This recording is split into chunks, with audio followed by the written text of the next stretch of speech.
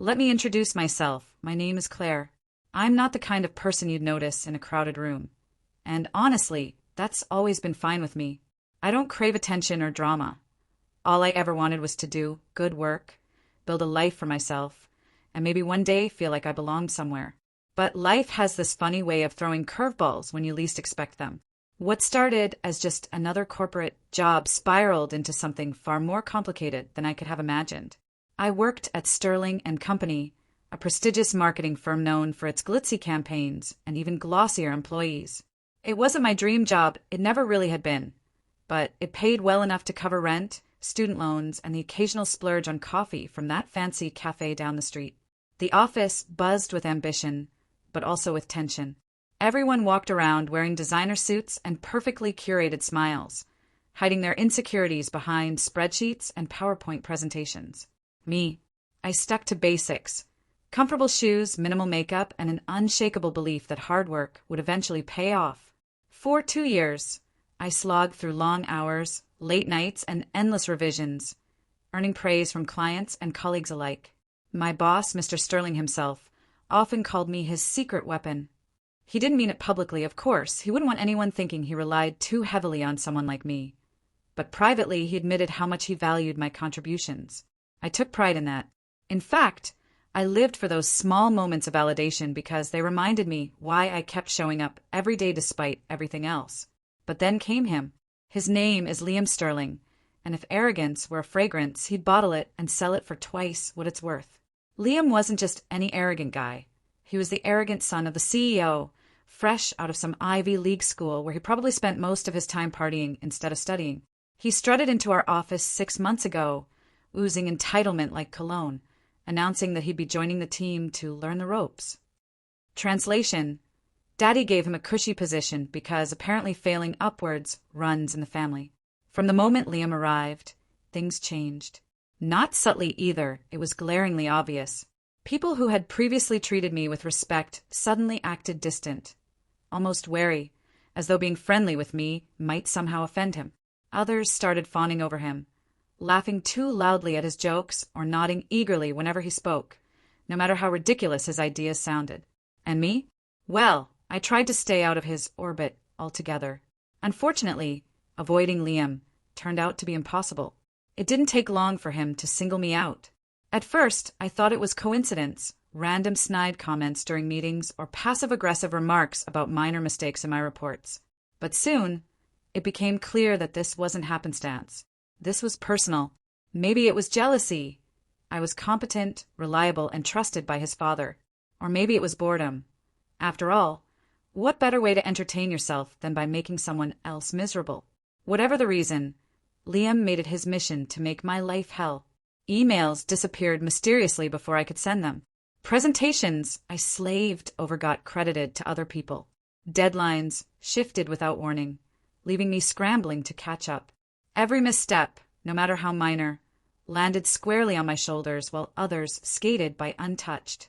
For weeks, I bit my tongue, reminding myself that this was temporary, that I just needed to ride it out until things calmed down. But calm never came. Then, one Friday afternoon, it happened. I'll never forget the sinking feeling in my stomach as I sat in Mr. Sterling's office, listening to him explain, in his usual calm, measured tone, that my performance hadn't met expectations lately, that my recent mistakes, none of which were actually mine, had cost the company valuable opportunities, that, regretfully, they decided to let me go.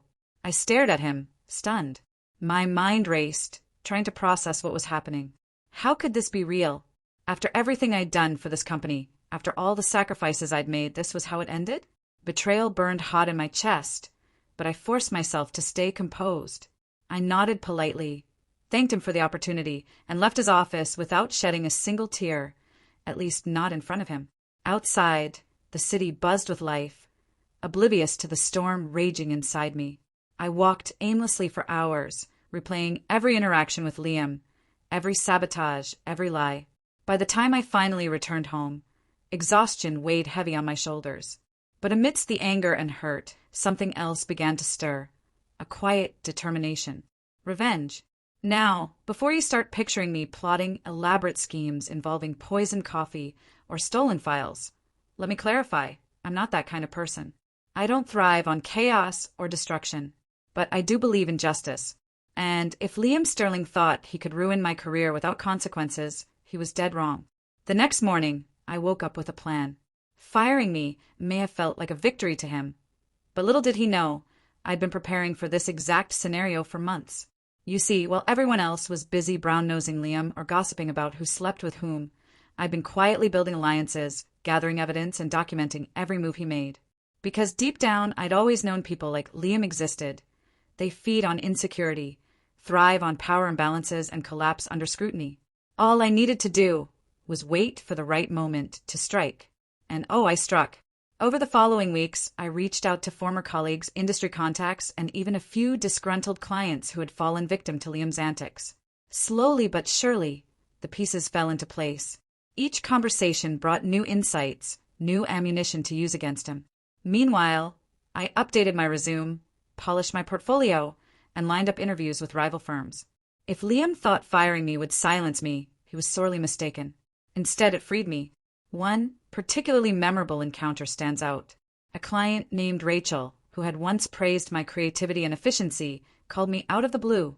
She confessed that Liam had mishandled her account so badly she'd nearly pulled out of her contract with Sterling and Company.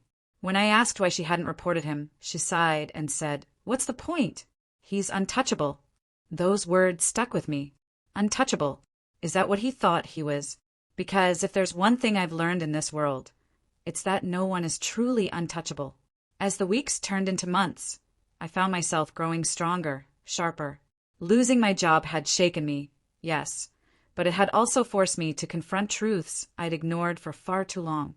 Truths about the toxicity of corporate culture, about the fragility of success built on lies, and about my own worth beyond a title or paycheck. For the first time in years, I felt alive, not just surviving, but thriving. Of course, revenge isn't easy. There were setbacks, moments when doubt crept in and threatened to derail me. Days when I wondered if it was all worth it, if I should simply walk away and leave Liam to his self-destructive tendencies. But then I'd remember the smug look on his face the day I was fired, the way he leaned back in his chair during meetings like he owned the world. And I'd remind myself why I couldn't quit. Not yet. Because here's the thing about revenge. It's not just about hurting the person who hurt you. It's about reclaiming your power, proving to yourself and to them that you're stronger than they ever imagined. And trust me, Liam Sterling was about to learn exactly how strong I could be. This is where we pause for now. The story continues, but Claire's journey is far from over. Her preparations are meticulous, her resolve unshakable, and her next moves promise to turn the tables in ways Liam could never anticipate. Stay tuned. The day I decided to make my move, I woke up with a strange sense of calm. It wasn't the jittery excitement you feel before a big presentation or the nervous energy that comes with uncertainty. It was something steadier, quieter. A quiet confidence had taken root inside me, and it whispered one simple truth. This is your moment. I started by sending an email. Well, not just any email, a carefully crafted message addressed to Mr. Sterling himself, copied to the board of directors, key clients, and a few select members of upper management. The subject line read, "Concerns regarding recent practices at Sterling and Company." In the body of the email, I laid out everything. Liam's manipulations, his blatant disregard for client needs, the toxic environment he fostered in the office, and, most damning of all, the evidence I'd gathered over months. Attached were screenshots of altered project timelines, deleted emails, thank you, IT department backup protocols, and even recorded voicemails from disgruntled clients who had grown tired of being ignored or misled. There was also a spreadsheet detailing every instance where Liam had either outright sabotaged someone's work or taken credit for their ideas. It wasn't pretty, but it was undeniable. Hitting send felt like releasing a weight I hadn't realized I'd been carrying. For so long, I'd carried the burden of silence, afraid of retaliation or disbelief if I spoke up. But now I was done playing defense. Let them try to discredit me. Let them call me bitter or petty. The facts spoke for themselves. Within hours, the fallout began. My phone buzzed nonstop as colleagues reached out, some cautiously supportive, others eager to share their own horror stories about Liam. One woman, a senior account manager named Priya, called me directly. Her voice trembled as she admitted she'd suspected foul play when her promotion mysteriously vanished last quarter. Another colleague, Marcus, confessed that Liam had once threatened to blacklist him unless he agreed to stay late every night for weeks on end. Hearing these stories only fueled my determination. This wasn't just about me anymore. It was about everyone he'd trampled on his way to the top. Meanwhile, chaos erupted within Sterling and Company. Rumors spread faster than wildfire, and whispers of an internal investigation swirled through the hallways. Clients began pulling out of meetings, demanding answers. And Liam? Oh, Liam looked like a deer caught in headlights. Gone was the cocky swagger, replaced by frantic calls and hurried visits to his father's office. Watching him unravel from afar gave me a grim sort of satisfaction. But revenge isn't just about watching someone squirm. It's about reclaiming what they tried to take from you. So while Liam scrambled to salvage whatever reputation he had left, I focused on rebuilding mine. That same week, I landed 2 interviews with rival firms. Both companies were impressed by my portfolio and intrigued by my references, including Rachel, the client who had nearly walked away because of Liam's incompetence. By the time I walked into my 3rd interview, I could practically taste the offer letter. Still, there were moments when doubt crept in. Late at night, lying awake in bed, I wondered if this was how I wanted to define myself. Someone driven by anger and resentment. Wasn't I better than that? Shouldn't I rise above the pettiness? But then I remembered something important. This wasn't about pettiness. This was about justice.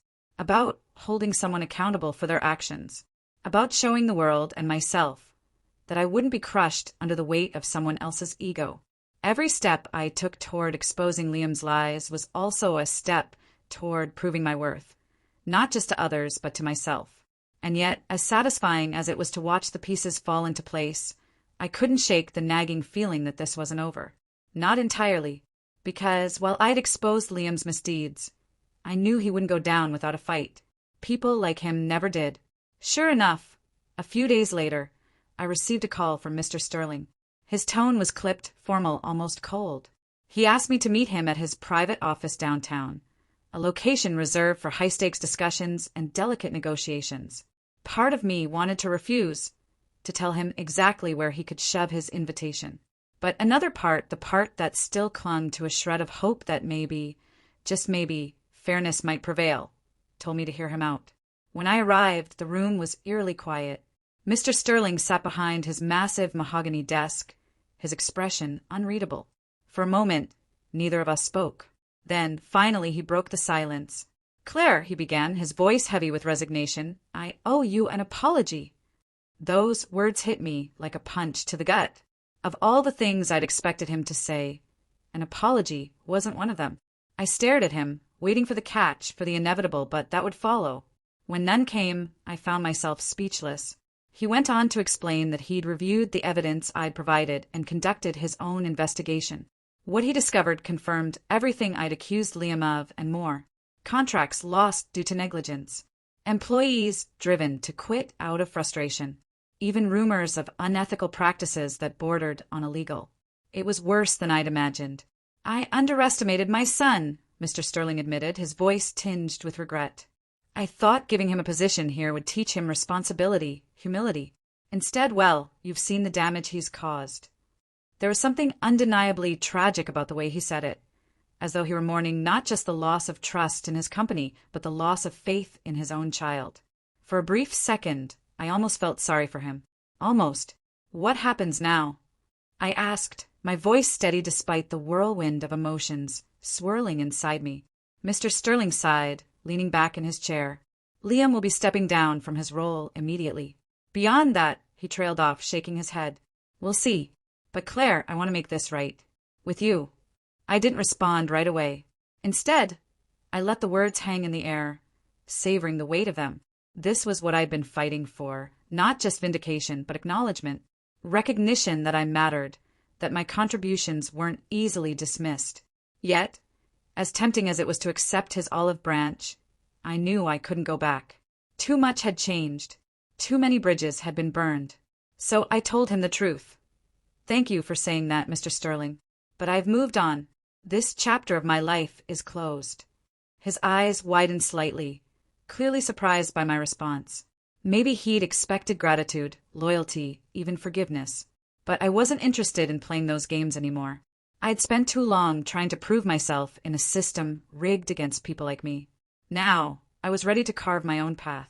As I left his office, I felt lighter somehow, as though shedding the weight of Sterling and company had freed me from a cage I hadn't fully acknowledged until now. Outside, the city buzzed with possibilities. Opportunities stretched before me like open roads, each one promising a fresh start.